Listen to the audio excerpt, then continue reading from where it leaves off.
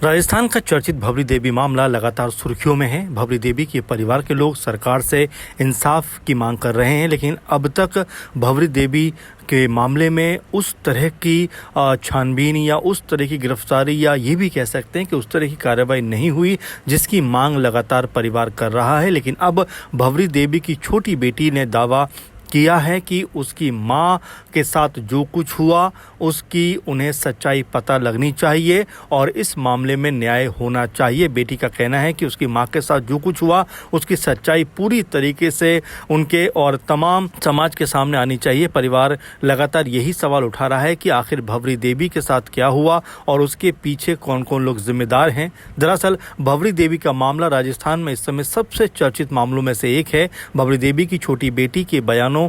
को भी लगातार सुर्खियां मिल रही हैं, क्योंकि बेटी अपनी मां के लिए न्याय की मांग कर रही है। उसका कहना है कि परिवार चाहता है कि पूरे मामले से जुड़े हर पहलू की निष्पक्ष जांच हो और जो भी दोषी हो उसे कानून के मुताबिक कड़ी से कड़ी सजा मिलनी चाहिए। यही वजह है कि राजस्थान में भवरी देवी का मामला राजनीतिक और सामाजिक चर्चा का विषय कहीं न कहीं बनता हुआ दिखाई पड़ रहा है। वहीं परिवार की आवाज़ के साथ ही समाज के तमाम लोग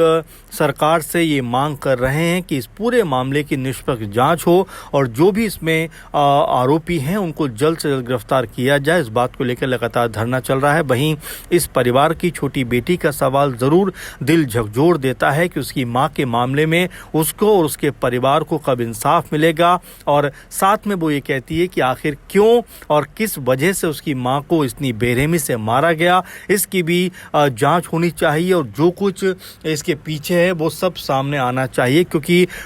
यहाँ परिवार की जो स्थिति है वो बेहद ज़्यादा इस समय गम और मातम में है। क्योंकि जिस तरह से 27 जुलाई की रात को भवरी देवी बिश्नोई की उनके घर के बाहर सोते हुए हत्या कर दी गई और उनकी दोनों बेटियों के ऊपर भी एक तरीके से हमला हुआ। ऐसे में अब बड़ा सवाल ये बन रहा है कि लगातार पूरा जो लोहावट क्षेत्र है और ग्रामीण जो लोग हैं और जो भी उस क्षेत्र के की जनता है वो लगातार सरकार से ये मांग कर रही है कि पूरे मामले की निष्पक्ष जांच होनी चाहिए और जो भी आरोपी हैं उन्हें सख्त से सख्त का जो सज़ा है वो मिलनी चाहिए। अब यहाँ पर भवरी देवी की छोटी बेटी ने जिस तरह से आवाज़ बुलंद की है, जिस तरह से अपनी आवाज़ को सामने रखा है अपनी माँ के लिए, कहीं ना कहीं उसका जो दिल में इस समय जो दुख है, जो मातम है, उसने वो जाहिर किया है। तो जाहिर बात है कि भजनलाल शर्मा सरकार के ऊपर ये ज़रूर दबाव बनता है कि इस पूरे मामले की निष्पक्ष जाँच होनी चाहिए, क्योंकि 24-25 दिन बीत जाने के बावजूद भी अभी तक जो अपराधी हैं वो पकड़ से बाहर दिखाई पड़ रहे हैं। अब ऐसे में किस तरह से मामला आने वाले दिनों में जो है मजबूती के साथ में पुलिस इसको हैंडल करती हुई दिखाई पड़ेगी और सरकार किस तरह से, जांच एजेंसियां किस तरह से इस पूरे मामले में जो दोषी हैं और आरोपी हैं उनको यहाँ पर पकड़ने में कामयाब रहती है, देखना होगा। लेकिन फिलहाल भवरी देवी बिश्नोई के मामले में अब लगातार ये मामला गरमाता हुआ दिखाई पड़ रहा है। देखना होगा कि परिवार जो लगातार इंसाफ की मांग कर रहा है, आरोपियों को पकड़ने की मांग कर रहा है, उसमें पुलिस प्रशासन कब तक कामयाब हो पाता है।